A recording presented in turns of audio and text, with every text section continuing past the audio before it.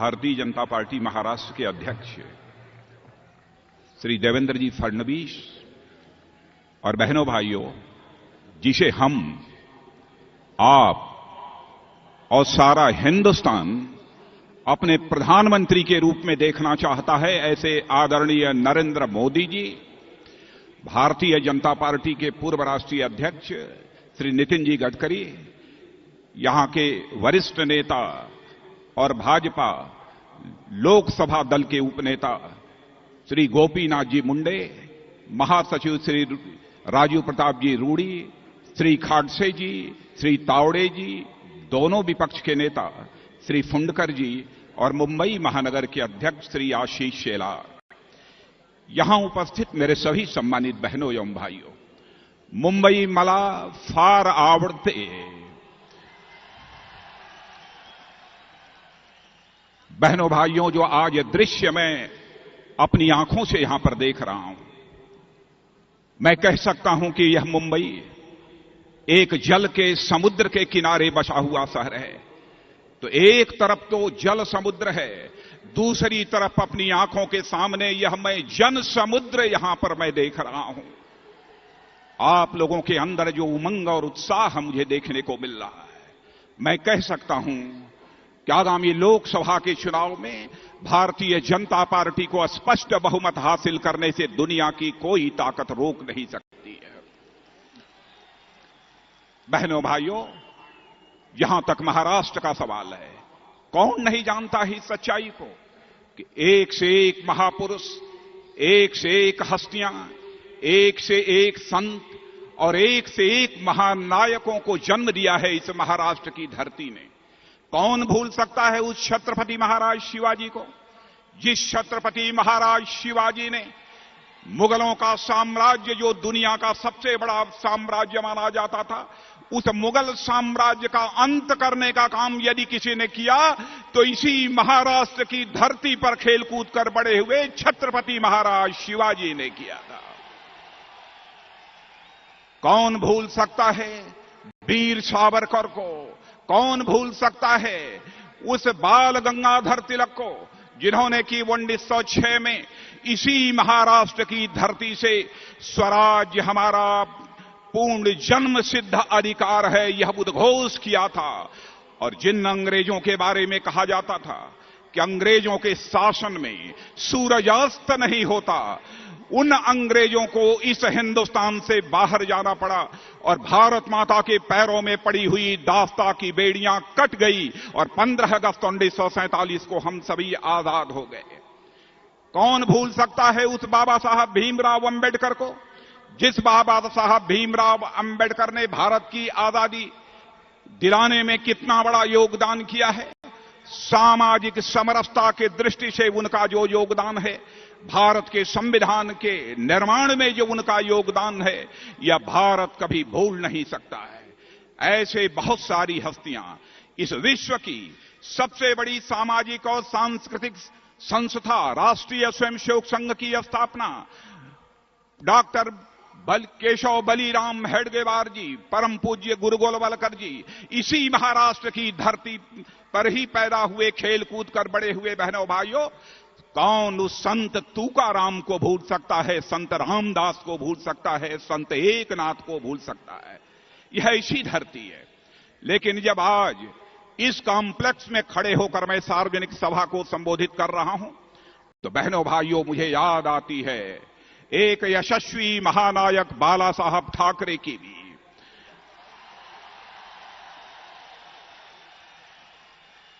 जब कभी भी भारत माता की आन बान शान के सामने कोई बड़ी चुनौती आकर खड़ी होती थी और दुनिया की कोई भी ताकत भारत की आन बान शान पर उंगली उठाने का काम करता था, तो इसी महाराष्ट्र की धरती से सिंह गर्जना करने वाले यशस्वी महानायक बाला साहब ठाकरे की आवाज सारा हिंदुस्तान और सारी दुनिया सुनती थी।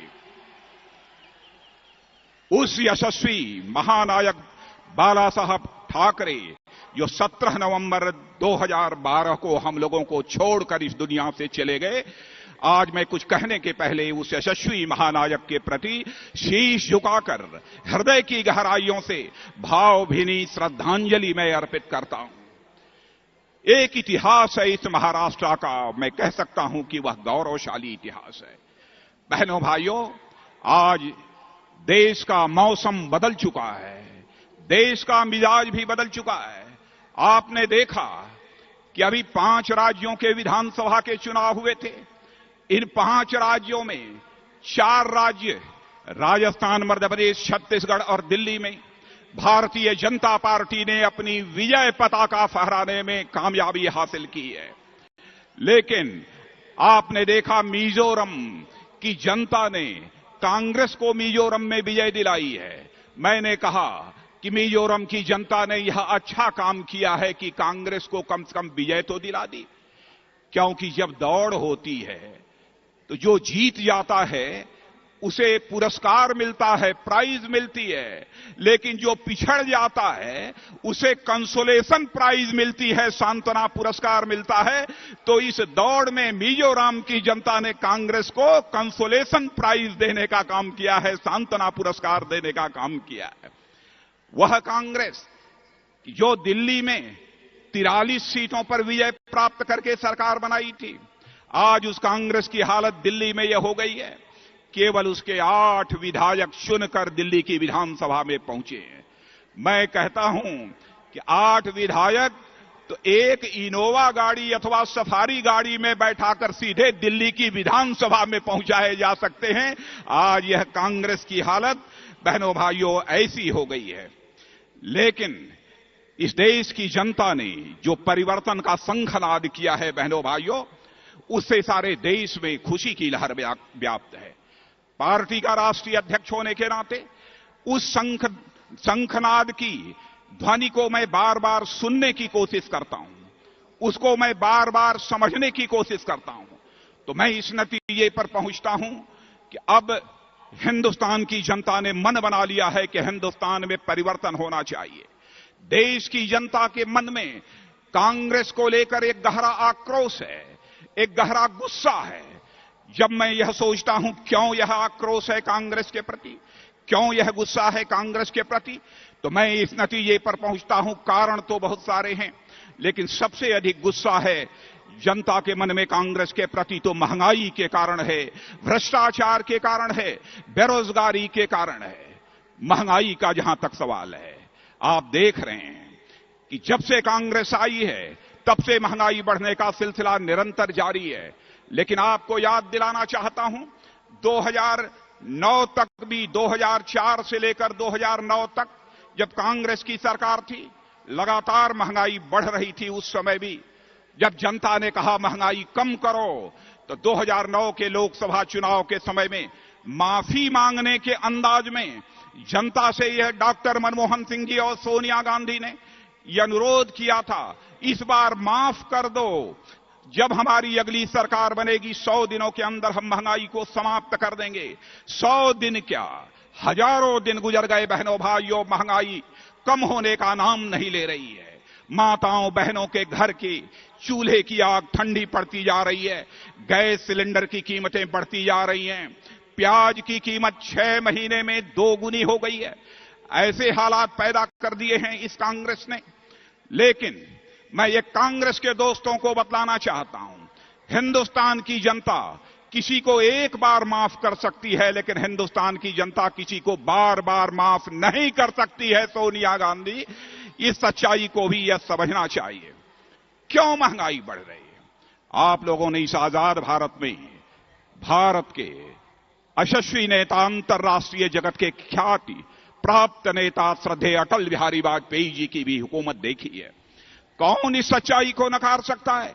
आजाद भारत के इतिहास में लगातार 6 वर्षों तक महंगाई को पूरी तरह से बांधे रखने में यदि किसी भारत माता के सपूत ने सफलता प्राप्त की, तो उस भारत माता के सपूत का नाम है अटल बिहारी वाजपेयी। 6 वर्षों तक लगातार महंगाई को बांधे रखने में कामयाबी हासिल की। पोखरण परीक्षण हुआ था, दुनिया के विरोध के बावजूद दुनिया ने भारत के ऊपर आर्थिक प्रतिबंध लगा दिया था, सारी आर्थिक मदद देनी भारत को बंद कर दी थी। कारगिल का युद्ध हुआ था, सरकारी खजाने की भारी भरकम धनराशि खर्च हुई थी, फिर भी अटल बिहारी वाजपेयी ने इस महंगाई को बहनों भाइयों बढ़ने नहीं दिया। लेकिन आज हमारे प्रधानमंत्री और कांग्रेस की अध्यक्षा सोनिया जी कहती हैं, महंगाई रोकने के लिए हमारे पास जादू की छड़ी नहीं है। मैं कहना चाहता हूं प्रधानमंत्री जी, सोनिया जी, आपसे, यदि आपके पास जादू की छड़ी नहीं है तो आप अटल बिहारी वाजपेयी जी के घर जाकर उनसे जादू की छड़ी मांग लीजिए और इस हिंदुस्तान की महंगाई को रोकिए। लेकिन अब वह जादू की छड़ी अटल बिहारी वाजपेयी जी ने अपने पास नहीं रखी है, बल्कि आगामी 2014 के लोकसभा चुनाव के बाद जिस महानायक के हाथों में इस देश की बागडोर आने जा रही है, उस नरेंद्र मोदी के हाथों जादू की छड़ी अटल बिहारी वाजपेयी ने दे दी है। बहनों भाइयों, हमारी लड़ाई किसी व्यक्ति से नहीं है, हमारी लड़ाई किसी परिवार से नहीं है, हमारी लड़ाई है तो महंगाई से लड़ाई है, गरीबी से लड़ाई है, बेरोजगारी से लड़ाई है, आतंकवाद से हमारी लड़ाई है, और हमारी किसी दूसरे से लड़ाई नहीं है। रुपया कमजोर हो गया, खोखला होता जा रहा है, चालू खाता बढ़ता जा रहा है, विदेशी कर्ज बढ़ता जा रहा है, रुपये की कीमत आगे और गिरने वाली है बहनों भाइयों।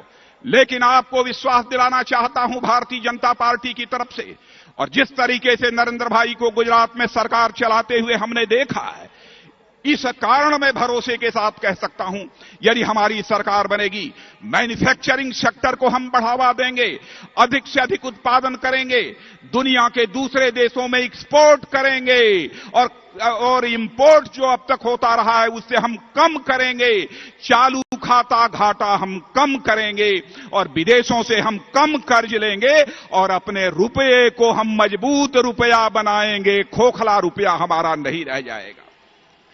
भ्रष्टाचार धारणा हिंदुस्तान में यह बन गई है, ईमानदारी से कोई बड़ा नहीं बन सकता है। बहनों भाइयों, इस धारणा को तोड़ने का संकल्प भी यदि किसी ने लिया है तो भारतीय जनता पार्टी ने लिया है। बड़ा यदि कोई बन सकता है तो ईमानदारी से ही बन सकता है। भ्रष्टाचार यदि होता रहे तो जो विकास होता है वह राक्षसी विकास होता है, दानवी विकास होता है, और सचमुच मानवीय विकास यदि हो सकता है तो वह केवल और केवल ईमानदारी के साथ हो सकता है, और कोई दूसरा चारा नहीं है। महाराष्ट्र की सरकार, आपने कितने घोटाले इस सरकार ने किए हैं। आदर्श सोसाइटी के फ्लैट्स का घोटाला, कैंपा कोला हाउसिंग सोसाइटी का घोटाला, सिंचाई में घोटाला। लगता है महाराष्ट्र की सरकार या घोटालों की सरकार हो गई है। आदर्श सोसाइटी के जो फ्लैट्स बने थे, बहनों भाइयों, कारगिल के हमारे शहीद जवानों की विधवाओं को देने के लिए बने थे, उसमें भी घोटाला करने में कांग्रेस के दोस्तों को रंच मात्र संकोच नहीं हुआ।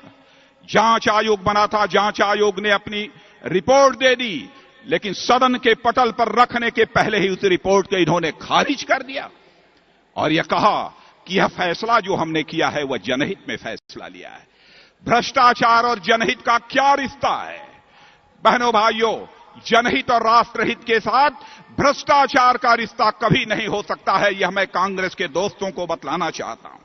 केवल अपने काले कारनामों पर पर्दा डालने के लिए ही उन्होंने इस प्रकार की नापाक हरकतें की हैं।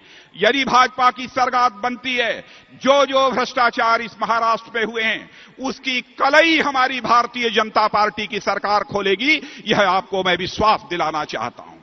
इतना ही नहीं बहनों भाइयों, कांग्रेस तो भ्रष्टाचार की कवच बन गई है, और अटल जी ने भी 6 वर्षों तक सरकार चलाई है। कोई मां का लाल उंगली उठाकर नहीं कह सकता है कि अटल बिहारी वाजपेयी के शासनकाल में चाहे कोई मंत्री रहा हो अथवा कोई प्रधानमंत्री रहा हो, उसके ऊपर एक भी भ्रष्टाचार के कोई आरोप लगे हों। कांग्रेस के दोस्तों ने ताबूतों की खरीद का एक आरोप, बेबुनियाद निराधार आरोप चस्पा कर दिया, लेकिन इस देश की अदालत ने उस आरोप को पूरी तरह से खारिज कर दिया है। कैसे सरकार चलाई जाती है, चलाकर इसे हिंदुस्तान में भारतीय जनता पार्टी ने दिखाया है बहनों भाइयों। गरीबी का जहां तक सवाल है, गरीबी निरंतर बढ़ती जा रही है हिंदुस्तान में, और हालत यह हो गई है गरीबों और गरीबी का क्रूर मजाक यह कांग्रेस के लोग उड़ाते हैं। हमारे नरेंद्र भाई के संबंध में कहते हैं, चाय बेचने वाला क्या भारत का प्रधानमंत्री बन सकता है? क्या हिंदुस्तान के गरीबों के साथ यह क्रूर मजाक नहीं है? मैं बतलाना चाहता हूं कांग्रेस के दोस्तों को, यदि बराक ओबामा अपने जीवन के प्रारंभिक काल में आइसक्रीम बेचने वाले यदि अमेरिका के राष्ट्रपति बन सकते हैं, एपीजे अब्दुल कलाम अपने जीवन के प्रारंभिक काल में अखबार बेचने वाले यदि भारत के राष्ट्रपति बन सकते हैं, इब्राहिम लिंकन जो पहले लकड़ी काटने का काम करते थे वह लकड़हारा, ऐसे इब्राहिम लिंकन यदि भविष्य में भाग्य विधाता एक देश के बन सकते हैं, तो हमारे नरेंद्र भाई भारत के प्रधानमंत्री सोनिया जी क्यों नहीं बन सकते हैं? यह बात भी हमारी समझ के परे है। बहनों भाइयों, आरोप तो हम लोगों के ऊपर बहुत लगते हैं। कहा जाता है भारतीय जनता पार्टी यह जहरीली पार्टी है, कहते हैं भारतीय जनता पार्टी चोर है, कांग्रेस के लोग हम लोगों को चोर कहते हैं, भारतीय जनता पार्टी को जहरीली पार्टी कहते हैं, मौत का सौदागर कहते हैं। लेकिन कांग्रेस के दोस्तों, आपके इन आरोपों से हमें गुस्सा नहीं आता है। हमें गुस्सा आता है तो जब मैं देखता हूं कि हमारी भारत की सीमाएं सिकुड़ रही हैं, पड़ोसी देश पाकिस्तान का सेना का जवान आकर भारत की सीमा में घुसकर हमारे सेना के जवानों की हत्या कर देता है, हत्या करने के बाद उसके 100 को कुचल डालता है। एक हमारे नौजवान की हत्या करने के बाद उसका सिर धड़ से अलग करके चला जाता है। जब हमारा पड़ोसी देश चीन हमारे अरुणाचल प्रदेश और कश्मीर के ऊपर अपना दावा करता है, तब हमें गुस्सा आता है। जब यहां पर 26 नवंबर 2008 को मुंबई में जो आतंकवादी वारदात हुई थी, उसके पीछे साजिश रखने वाला आरोपी हेडली को जब अमेरिका वापस नहीं करता है, उसका प्रत्यार्पण नहीं करता है, तब हम भारतीय जनता पार्टी के लोगों को गुस्सा आता है। और मैं कहना चाहता हूं कांग्रेस के दोस्तों, हमारे देश की सेना के जवानों को कमजोर मत समझो। जब जब भी पाकिस्तान के साथ लड़ाई हुई है, हमारे भारत की सेना के जवानों ने अपने शौर्य और पराक्रम का परिचय देते हुए भारत की विजय पताका फहराने में कामयाबी हासिल की है। यदि देखना है एक बार हमारे सेना के जवानों को खुला हाथ छोड़ दो। दुनिया के किसी देश की हिम्मत नहीं है कि भारत की ओर आंख उठाकर देखने की वह जुर्रत कर सके। क्या तमाशा बना रखा है, छोटी छोटी बातों का श्रेय लेना चाहते हैं। भ्रष्टाचार में जो आकंठ डूबा हुआ हो, वह कहता है, वह दावा करता है कि हमने लोकपाल का बिल पारित करा दिया। याद दिलाना चाहता हूं, संसद में लोकपाल का बिल इसके पहले भी पेश हुआ था। अटल बिहारी वाजपेयी जी भारत के प्रधानमंत्री रहते हुए भी उन्होंने यह बिल पेश किया था। जब संसद में पारित कुछ लोगों के विरोध के कारण नहीं हो पा रहा था, तो उन्होंने कहा कि लोकपाल का बिल लंबे समय से यह धूल चाट रहा है, कब तक यह खाक शांता रहेगा यह लोकपाल का बिल। यदि भारत के प्रधानमंत्री के ऊपर कोई आरोप लगता है तो इस देश की जनता किस अदालत में जाएगी, कहां जाएगी? इसलिए अटल बिहारी वाजपेयी ने लोकपाल बिल को पारित करने की संसद से अपील की थी। बहनों भाइयों, मैं श्रेय यदि किसी को देना चाहता हूं तो सचमुच श्रेय देना चाहता हूं इसी महाराष्ट्र की माता की कोख से पैदा हुए, महाराष्ट्र की मिट्टी में खेल कूद कर बड़े हुए अन्ना हजारे को मैं इसका श्रेय देना चाहता हूं, जिसके कारण यह लोकपाल बिल पारित हुआ है। आज कांग्रेस के लोग, जिसने अन्ना हजारे को उठाकर जेल के शिक्षों के पीछे बंद कर दिया था, आज वह लोकपाल बिल का श्रेय उठाने की यह जरूरत करते हैं। क्या किस प्रकार का तमाशा इन लोगों ने हिंदुस्तान में कर दिया है। बहनों भाई, आज मैं यही अपील करने आया हूं। यहां पर हमारे 90% मतदान केंद्र पोलिंग बूथ से हमारे कार्यकर्ता यहां पर आए हुए हैं। मैं कार्यकर्ता बहनों भाइयों आपसे अपील करना चाहता हूं, हमारे किसान, व्यापारी, कर्मचारी, अधिकारी, सबसे अपील करना चाहता हूं, देश संकट में है, महाराष्ट्र भी संकट में है। और मेरे किसान भाइयों, आपको मैं यह भी याद दिला देना चाहता हूं, महाराष्ट्र में जितनी आत्महत्या की घटनाएं किसानों की हो रही हैं, हिंदुस्तान में कहीं पर नहीं हो रही हैं। मैं कांग्रेस की महाराष्ट्र सरकार को बतलाना चाहता हूं, यहां पर आपका चावल, आपका कपास, आपका सोयाबीन, इसकी न्यूनतम समर्थन मूल्य मिनिमम सपोर्ट प्राइस भी यह सरकार नहीं तय कर रही है। हम इस सच्चाई को समझते हैं। हिंदुस्तान को हम यदि खुशहाल बनाना चाहते हैं तो जब तक हिंदुस्तान का किसान खुशहाल नहीं होगा, तब तक बहनों भाइयों यह हिंदुस्तान कभी खुशहाल नहीं हो सकता है। इस सच्चाई को हम अच्छी तरह समझते हैं। किसानों के लिए भी हम प्रभावी कदम उठाएंगे। आज तो मैं यही अपील करने आया हूं और याद दिलाना चाहता हूं समर्थ रामदास का वह कथन। उन्होंने कहा था, समर्थ रामदास ने, देशद्रोही सत्ताधीशांचा पूर्ण निष्कासन करावा लागते। यह रामदास, समर्थ गुरु रामदास जी ने कहा था कि देशद्रोही सत्ताधारियों का निष्कासन करना पड़ता है, उसके लिए देशभक्त जनता अपने आप में समर्थ है। यह समर्थ गुरु रामदास ने कहा था। इसलिए मैं आज एक अपील करना चाहता हूं कि बहनों भाइयों, संकल्प लेकर यहां से जाना कि हम महाराष्ट्र को भी कांग्रेस मुक्त महाराष्ट्र बनाएंगे और उसके बाद इस भारत राष्ट्र को भी हम कांग्रेस मुक्त राष्ट्र बनाएंगे। क्या मैं एक अपील आप लोगों से कर सकता हूं? अपील करूं कि न करूं?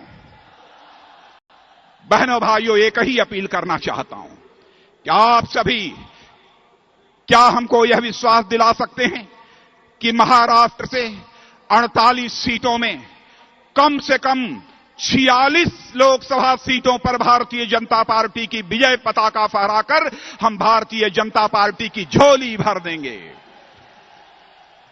देश आशा और विश्वास भरी नजरों से हम लोगों की तरफ देख रहा है। बहनों भाइयों, महाराष्ट्र के पौरुष पर, महाराष्ट्र के पराक्रम पर हमें पूरा भरोसा है और यह विश्वास अपने दिल में सजोकर मैं जा रहा हूं काशी का रहने वाला हूं, भगवान शिव की नगरी, और आया हूं सिद्ध विनायक गणपति बप्पा की नगरी में। दोनों का क्या रिश्ता है इसे आप अच्छी तरह समझते हैं। मुंबई को भी मैं अच्छी तरह समझता हूं। मुंबई कर बड़े दिल वाले होते हैं। दुनिया के कोने कोने से आकर लोग यहां पर रोजी रोटी कमा रहे हैं। मुंबई आज ये भारत की आर्थिक राजधानी है, इसलिए बहुत भरोसा है, बहुत विश्वास है इस मुंबई पर और महाराष्ट्र पर। इसलिए यहीं पर अपनी बात को समाप्त करते हुए और पुनः एक बार शीश झुकाकर आप सभी का अभिनंदन, आप सभी का स्वागत करते हुए अपना निवेदन समाप्त करता हूं। आप सबको बहुत बहुत धन्यवाद।